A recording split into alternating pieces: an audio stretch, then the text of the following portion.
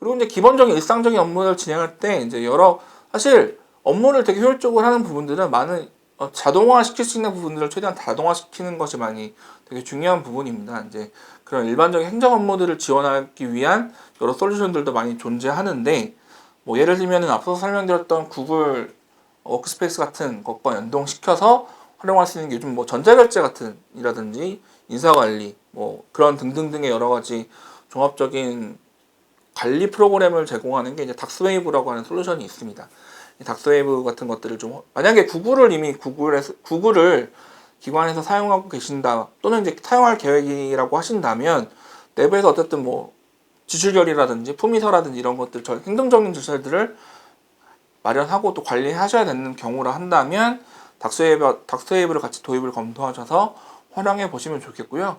다행스러운 건 닥스웨이브에서는 이미 자체적으로 비영리를 지원하는 프로그램도 운영하고 계시기 때문에 그런 비용적 부담도 없이 활용할 수 있는 그런 좋은 솔루션이 되겠습니다.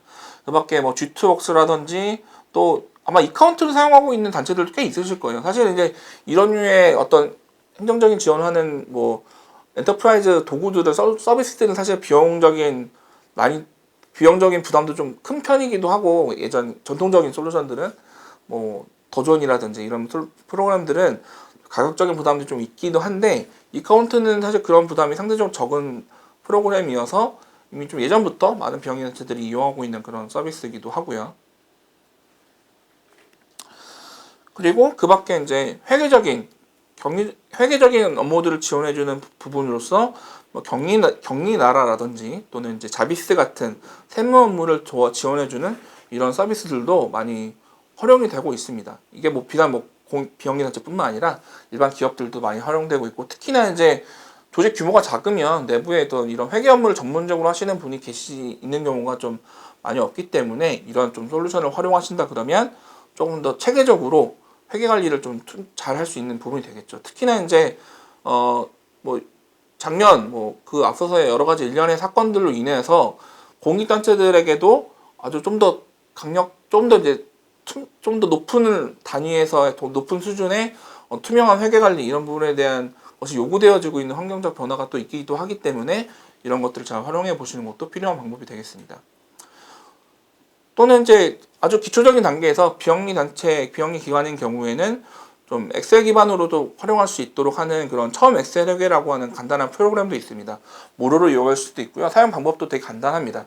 이거는 이제 예전에 저희 비영리 IT 지원센터가 당시 서울시 NPO 지원센터와 같이 해서 이제 저희가 엑셀 기반으로 해서 매크로를 통해 가지고 저희가 개발했던 프로그램인데요.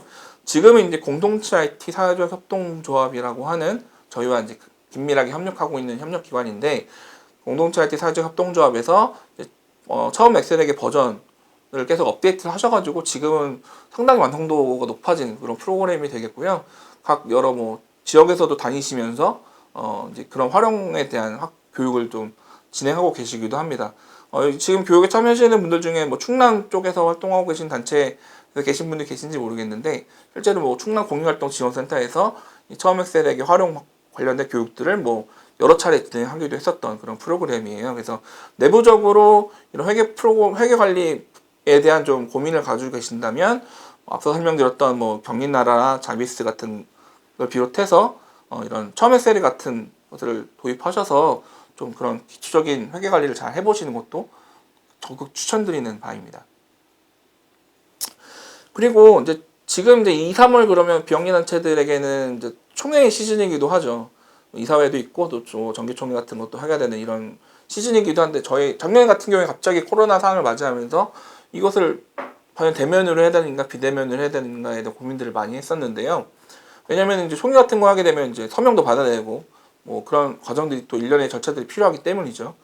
그런데 이런 온라인 서명을 기반으로 한 이런 솔루션을 활용해서 저희 센터도 작년 같은 경우에는 이제 정기총회를 이제 온라인으로 저희가 별도 총회 사이트를 만들어서 일정 기간 동안 저희 총회 관련된 자료를 올려놓고, 저희 회원분들이 들어오셔서 내용을 확인하시고 뭐 의결사항이라든지 이런 것에 대해서 확인하신 후에 승인하는 이런 절차들은, 이런 지금 제가 보여드리는 것이 이제 모드사인이라고 하는 국내 서비스인데요. 온라인 가상으로 이제 등록되어 있는 또는 뭐 마우스를 통해서도 서명을 할 수 있도록 만들어 놔서, 또 이렇게 실질적으로 법적인 그 효력 가치가 있는 그런 서비스입니다. 그래서 이걸 활용해서 저희가 실제로 작년에 온라인 총회를 진행을 했었고, 올해도 저희가 이것을 활용해서 총회를 진행할 예정에 있습니다. 그래서 이런 것들을 활용해 보시는 것도 좋은 방법이고요. 일반적인 뭐 그런 총회뿐만 아니라 뭐 계약 사항이라든지 이런 부분에서도 전자결제를 진행할 때, 전자계약을 진행할 때 잘 활용할 수 있는 그런 도구가 되겠고요. 유사계는 이제 원래는 이제 그 해외에는 이제 다큐사인이라고 하는 서비스도 있는데, 이건 같은 경우는 저희 테크스버에서도 제공되는 그런 프로그램이기도 합니다. 그래서 나중에 살펴보시고 또 활용을 한번 검토해 보셔도 되게 좋을 것 같아요. 어쨌든 이런 것들 도구를 잘 활용하는 것, 알아보고 필요한 것들을 취사 선택해서 잘 활용하는 것들은 뭐 사실 가끔 제가 그 외부에 교육을 하거나 또는 이제 컨설팅을 할 때 가끔 조금 오해하시는 경우들이, 지금도 좀 쉬는 시간 정말 술치면서 맨날 야근도 많이 하고 해서 일하기 바빠 죽겠는데 이거 하면서 하면 더 일 많이 해야 되는 거 아니야? 라고 이제 하시는, 걱정하시는 경우들도 간혹 있으십니다. 그런데 저희의 목적은 더 일을 많이 하는 것이 목적이 아니라 업무의 효율성을 높이자. 그러니까 기존의 방법으로는 8시간을 하루에 투입해서 해야만 했었던 그런 일들을 이런 디지털 기술을 통해서 협업을 하고 또 이런 자동화할 수 있는 이런 방법을 통해서 좀 낭비되는 시간을 줄이는 방법을 통해서 좀 더 효율적으로 일할 수 있으면 8시간을 투입해야 할 수 있는 일들을 하루에 뭐 5시간, 6시간을 줄일 수 있고요. 그것을 통해서 확보되는 하루에 2시간, 3시간 이런 시간들을 좀 더 창의적이고 더 필요한 일들을 찾아보고 연구하는 일들에 투입을 하거나, 또는 뭐 너무 평소에 야근을 많이 하신다 그러면 야근 없는 활동들을 함으로 인해서 뭐 소위 말하는 저녁 있는 삶을 구현한다든지 좀 더 소중한 개인의 삶들을 또 건강도 많이 챙기시고요.